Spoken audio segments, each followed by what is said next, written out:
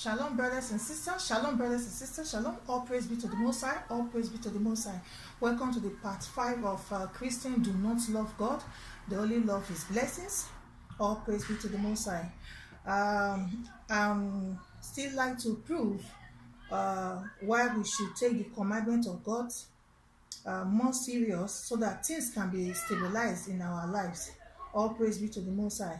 So these are the content which He left for our forefather, the apostles who were before, and some of our forefathers who were also teaching the truth then. So, and then left it for us. I would like to read it out why we should take them serious. All praises. I'm in the book of Romans chapter 16. I will read from verse 25 down to 26. All praises. Now to Him who is able to establish you according to my gospel and the preaching of Jesus Christ, according to the revelation of the mystery, kept secret since the world began. This means that our apostles are telling us here that these are the secrets that has been kept since the world began, which Christ Yeshua revealed to them, and they are also letting us know now, because they know that they will live and we of this age will continue. All praises. Verse 26. But now made manifest, and by the prophets and by the prophets' scriptures made known to all nations, according to the commandment of the everlasting God, for obedience to the faith. This means that He said that we have to know, because He has been revealed to us. Because I'm saying this, brothers and sisters, if God have truly called you for the genuine gospel, all these things you should know it. And this is what He's telling us, that we should make known to all nations concerning the commandments of the living God, the everlasting God. We should make known to all nations His will. His will is for us to keep His commandments, so that things can be well with us in all that we do. All praise be to the Most High. And when He said according to the obedience of faith, many people said Christ have died for the law. It is no longer valid. It is life. That it is faith now. Faith means belief. All of you know that. There is no way you can believe that God is one and Jesus Christ is the Son of God, but without obeying His commandments, keeping His word, it is not enough. This is why He said, as we obey, for obedience, to obey the commandments of faith, for we to believe here that as it is written, that if we obey and keep His commandments, the blessing will be ours. But if we do not, the curse will be ours. That we should also believe, this is the faith here, that everything that He has pronounced, all those curses, will be definitely carried out. And if we do according to His will, which is keeping His commandments, we should also believe that the blessing which He pronounced will also be carried out in our life. And let me prove it to you more by what our forefather James also said. I mean, the book of James chapter 2. I will prove it to you by the book of James chapter 2 verse 19. You believe that there is one God, you do well. Even the demons believe and tremble.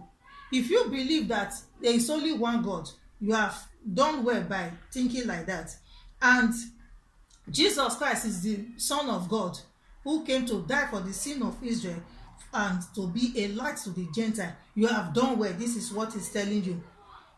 He said, verse 20, but do you want to know, oh foolish man or woman, foolish man and woman, because it is only man here. It doesn't mean He's talking to only the men, that faith without work is dead. This faith here without work, some of you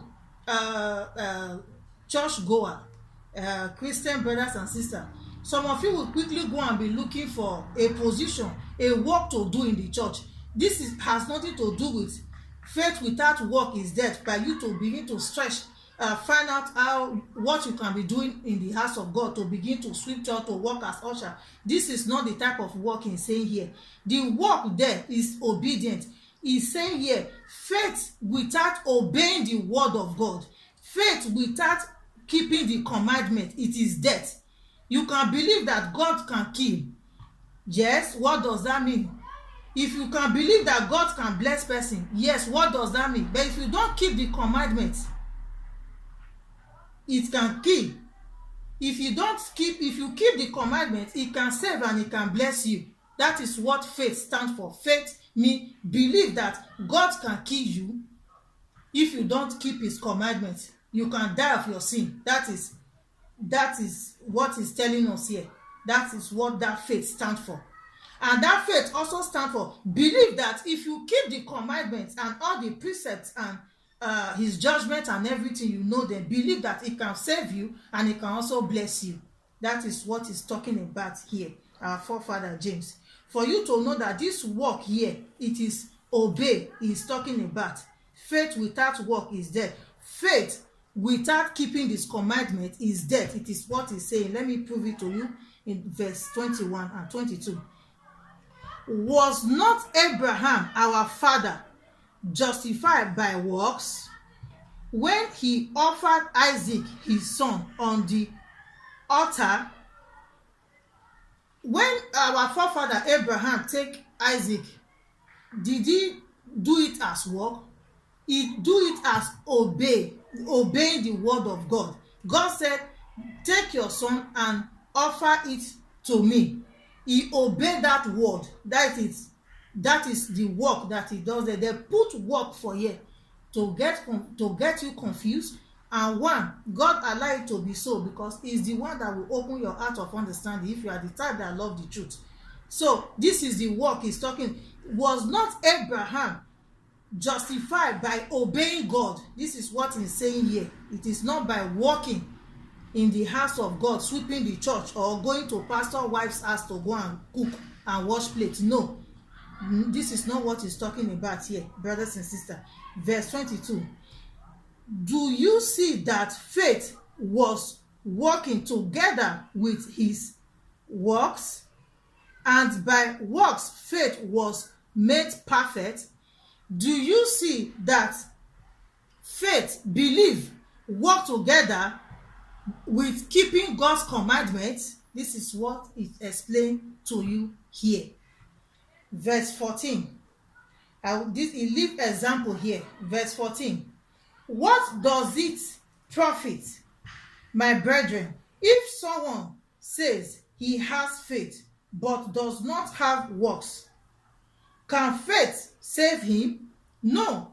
What does it mean if you believe that God is one, Jesus Christ is the Son of God, where by him all things can be done, and you are not obeying the commandment? Can believing just that God is God, can that save you? No. Verse 15. If a brother or sister is naked and destitute of daily food. Verse 16. And one of you says to them, depart in peace, be warmed and filled, but you do not give them the things which are needed for the body. What does it profit? This is example that he leaves here. He's telling you, just like you tell a brother or a sister, like what most of your pastors say, it shall be well with you. And their sister is hungry, they are homeless, they need financial support, but you tell the person to go in peace and be warmed without trying to help that person with what he or she will eat or how he will be housed, accommodation. How does that what does it profit? It profit nothing. It is when you now render, because this what he quotes here, it is the law of love your neighbor as yourself. If you know that you cannot you will not allow yourself to die of hunger or your children, Then also care for other people too, for them not to die of hunger. That is the law, the commandment of love your neighbor as yourself. That is what he used here as an example, but he put it in explanation. All praises be to the Most High. And I will also prove it to you that Jesus Christ himself is also a God of the Sabbath. When we are talking, because that is the first commandment.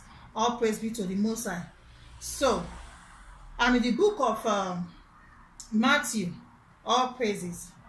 Matthew chapter 12, verse 8. For the Son of Man is Lord, even of the Sabbath. That is to tell you that he also kept the Sabbath. He also followed the Sabbath. And the book of Mark chapter 2, verse 27 to 28. And he said to them, the Sabbath was made for man, and not man for the Sabbath. Therefore, the Son of Man is also Lord of the Sabbath. You see, Christ also kept the Sabbath. The way the Most High God is the God of the Sabbath, according to scriptures, so Jesus Christ is the Christ of the Sabbath. Shalom. So, and most the other place, that's how we should, now I will move on to how we should relate every Sabbath for those of us that don't know how to start it.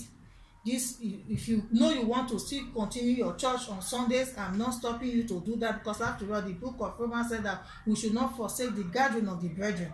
That is, if you want to, people want to come and show your dressings, your fashions on Sunday, you can still go there, but you are not observing it for God. It's just the gathering of the brethren he's talking about. Maybe you people want to come and display how you can dress, how to do competition with pastor wife, fine. The Sabbath, if you are attending church on Sabbath, is for everybody to know more about the commandments, the laws, and everything, just as the example I will give now. I'm in the book of Acts of Apostles chapter 13. I will read verse 15 for you to know how it's supposed to be, and this is how it was then. Verse 15, Acts 13 verse 15. And after the reading of the law and the prophets, because this prophet here, that you have to read like all the revelation God also give all to the prophet, that the reason why we should keep the Sabbath and everything. They also write it like in the book of Ezekiel, it talks about the Sabbath. Everyone, Isaiah, all the prophets, all of them that talks about it, that to know, for you to know how important it is. That is what, after they have read the law and the prophets, the rulers of the synagogue sent to them, saying, men and brethren, if you have any word of exhortation for the people, say on. So every Sabbath, if you have time, you can read it. You will see how every Sabbath we are supposed to be reading all this law out for our people to know. All praise be to the Most High. So if you read verse 24, if you read verse 26 and 27, you will also see that every Sabbath the law is always reading out concerning how everything should go, both to the people that fear the Lord and both we the Israelites. Shalom. All praise be to the Most High. I will use part 6 to round up next time. Thanks for listening.